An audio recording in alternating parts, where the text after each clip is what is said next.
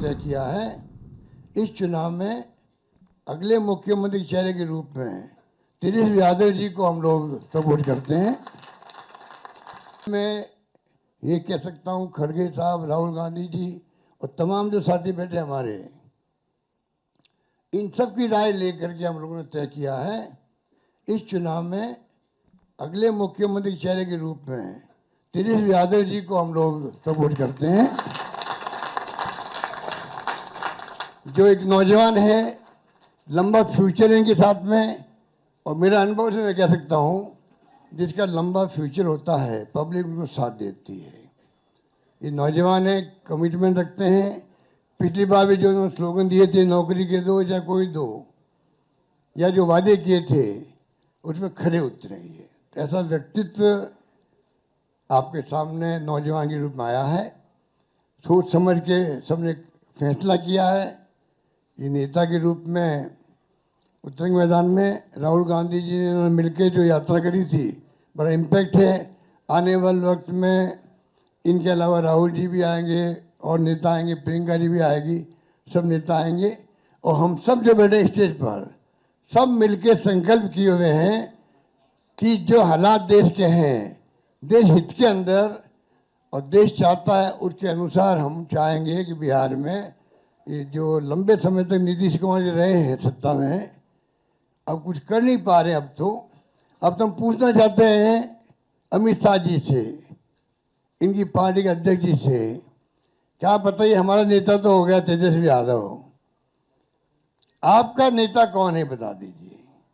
इससे काम नहीं चलेगा कि नीतीश कुमार के नेतृत्व में चुनाव लड़ा जाएगा।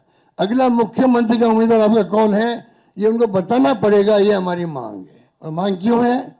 इसलिए है, आपने देखा महाराष्ट्र के अंदर जो शिंदे थे वो मुख्यमंत्री तत्कालीन, इन नेताओं ने कहा शिंदे के लीडरशिप में चुनाव लड़ा जाएगा।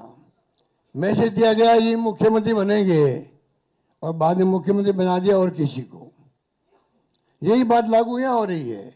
अमित शाह जी आए, कह के चले गए हम चुनाव के बाद में तय करेंगे मुख्यमंत्री कौन बनेगा हमारा, पर नीतीश कुमार के नेतृत्व में चुनाव लड़ा जाएगा। तो महाराष्ट्र का एग्जाम्पल सबके सामने। इसलिए मैं इतना ही कहना चाहूंगा कि चुनाव में हम लोगों ने सोच समझ के तेजस्वी जी को घोषित किया नेता, और हमें पूरा यकीन है कि जो है तेजस्वी जी की घोषणा करना मायने रखता है। साथ में सबकी राय बनी है कि जो हमारे अन्य पिछड़ा वर्ग के साथी हैं, मुकेश सहनी जी, जिनको आप सब जानते हैं, मुकेश सहनी जी जो एक संघर्ष करते हुए यहां तक पहुंचे हैं, अपनी पार्टी बनाई है, अपनी अकल होशियारी से, अपनी मेहनत से बनाई है, गरीबों के मसीहा के रूप में, अपनी कौम के मसीहा के रूप में उभर के आए हैं। ऐसे नौजवान को हमने तय किया है वो उप मुख्यमंत्री होंगे। साथ में इसके साथ में जो आपके यहाँ बहुत सारे समाज भी हैं, सामाजिक इक्वेशन अलग तरह की है, तो जो अन्य सामाजिक वर्गों के लोग हैं उनमें से मुख्यमंत्री और बनाए जाएंगे, उप मुख्यमंत्री और बनाए जाएंगे। यही बात कह के मैं अपनी बात समाप्त करता हूं। धन्यवाद।